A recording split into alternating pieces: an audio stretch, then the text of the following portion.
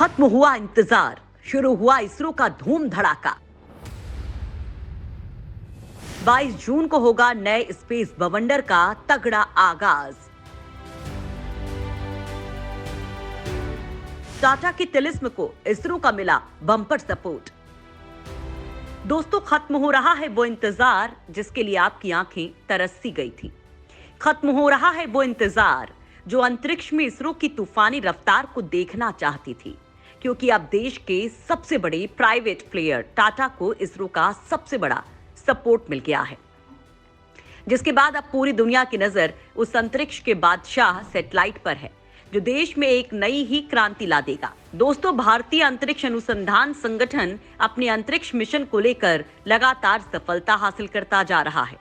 इसरो की ताकत के आगे दुनिया भर की स्पेस एजेंसियां भी मानती हैं कि वो किसी से कम नहीं है, और यही कारण है कि बड़े बड़े देश भी अपने मध्यम और छोटे उपग्रहों को लॉन्च करने के लिए इसरो से ही संपर्क करते हैं। इस क्षमता का इसरो कॉमर्शियल फायदा भी उठा रहा है। इसी कड़ी में अब इसरो का संचार उपग्रह GSAT-24 फ्रेंच गुयाना के कोरू से 22 जून को लॉन्च किया जाएगा। दोस्तों, इस सैटेलाइट के बारे में जानना आपके लिए बेहद जरूरी है, क्योंकि यह लॉन्चिंग देश के प्राइवेट प्लेयर टाटा के लिए हो रही है। और टाटा ऐसा क्यों कर रहा है? क्यों अब मोदी सरकार एक के बाद एक देश के प्राइवेट प्लेयर्स को अंतरिक्ष में तूफान लाने को हरी झंडी दे चुका है? ये बात आपको बताने वाले हैं, लेकिन उससे पहले आपको बता दें कि मोदी सरकार ने देश में अंतरिक्ष जगत में भौकाल मचाने का जिम्मा एक ऐसी संस्था को दिया है जो अब ताबड़तोड़ सैटेलाइट लॉन्च करवाने वाली है। नाम है न्यू स्पेस इंडिया लिमिटेड, जो GSAT-24 सैटेलाइट के जरिए अपने पहले डिमांड ड्राइवन मिशन का आगाज कर रही है। और दोस्तों, सैटेलाइट को लेकर इसरो ने कहा है कि GSAT-24 एक 24 KU बैंड संचार उपग्रह है जो 4180 किलो का है, और ये देश में DTH सेवाओं में एक नई ही क्रांति ला देगा। इससे न केवल अखिल भारतीय कवरेज मुहैया होगी, बल्कि इसकी पूरी की पूरी क्षमता टाटा प्ले को लीज पर दी गई है। इसकी टेस्टिंग के बाद प्री शिपमेंट रिव्यू समिति ने 2 मई को इसे मंजूरी दी थी, और अब ये फ्रेंच गुयाना में फाइनल टेस्टिंग से गुजर रहा है, जहां से ये 22 जून को उड़ान भरेगा। एलन मस्क की कमर तोड़ने में लगा है इसरो। इसरो के इंटरनेट भौकाल ने हिला दिया नासा को। दोस्तों, GSAT-24 उपग्रह टाटा प्ले के लिए डायरेक्ट टू होम यानी कि DTH सेवाओं के लिए बनाया गया है, जिसे लॉन्च करने और GTO कक्षा में स्थापित करने के लिए एरियन स्पेस को चुना गया है। पहले इस उपग्रह को इस साल की पहली तिमाही जनवरी से मार्च के बीच लॉन्च किया जाना था। यह 25वां भारतीय उपग्रह होगा जिसे एरियन स्पेस की मदद से अंतरिक्ष में प्रक्षेपित किया जाएगा। ये दोनों कंपनियों के बीच मजबूत साझेदारी का परिचायक है। एरियन स्पेस के CEO स्टीफन इजराइल ने कहा कि यह प्रक्षेपण इसरो और एरियन स्पेस की लंबी साझेदारी के क्रम में एक नया मील का पत्थर है। इसरो के साथ ये साझेदारी 1981 में तब शुरू हुई थी जब एरियन 1 ने एप्पल उपग्रह को अंतरिक्ष में प्रक्षेपित किया था। हम इस नए प्रक्षेपण को लेकर बेहद उत्साहित हैं। दोनों ही कंपनियों के बीच दोहरी साझेदारी है और कई यूरोपीय उपग्रहों को भारतीय प्रक्षेपण यानों की मदद से अंतरिक्ष में पहुंचाया गया है। दोस्तों, पिछले कुछ सालों में भारत एक प्रमुख अंतरिक्ष शक्ति के रूप में उभरा है। अब वो इस क्षमता का व्यावसायिक रूप से दोहन भी कर रहा है। व्यावसायिक रूप से भारत की अंतरिक्ष क्षमता का दोहन करने के लिए सार्वजनिक क्षेत्र में न्यू स्पेस इंडिया लिमिटेड का गठन किया गया है। इससे भारतीय अंतरिक्ष अनुसंधान संगठन यानी इसरो को तो मदद मिली ही है, साथ ही देश को भी काफी फायदा हुआ है।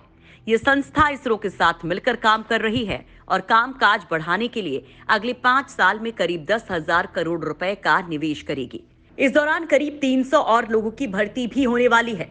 कंपनी के चेयरमैन और प्रबंध निदेशक जी नारायणन ने बेंगलुरु में कहा है कि कंपनी इक्विटी और कर्ज के जरिए सालाना 2,000 करोड़ रुपए जुटाएगी।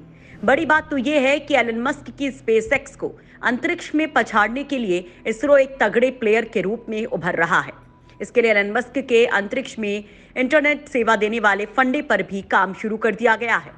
इसके लिए देश के भारतीय एयरटेल समूह के वन वेब ने अपने उपग्रह लॉन्च करने के लिए इसरो की वाणिज्यिक इकाई न्यू स्पेस इंडिया लिमिटेड के साथ एक समझौता किया है, ताकि जल्द से जल्द अंतरिक्ष में भारत के खुद के सैटेलाइट भी स्पेस में तैरने लग जाएं। ये सैटेलाइट भी इसी साल से ही लॉन्च होने शुरू हो जाएंगे। इनको इसरो के सबसे भरोसेमंद रॉकेट यानी PSLV और GSLV Mark 3 का उपयोग किया जाएगा। दोस्तों, वनवेब भारत में उपग्रह कंपनियों की सामूहिक आवाज बनने की ओर तेजी से आगे बढ़ रही है। ये कंपनी 648 LEO उपग्रहों के अपने प्रारंभिक समूह का निर्माण कर रही है। बड़ी बात तो यह है कि ये कंपनी पहले से ही 322 उपग्रहों को कक्षा में स्थापित कर चुकी है। वनवेब का कहना है कि इसरो ने जबरदस्त लॉन्च क्षमताओं का निर्माण किया है और भारत सफल प्रक्षेपणों का इतिहास रखने वाले देशों के चुनिंदा समूह का हिस्सा है।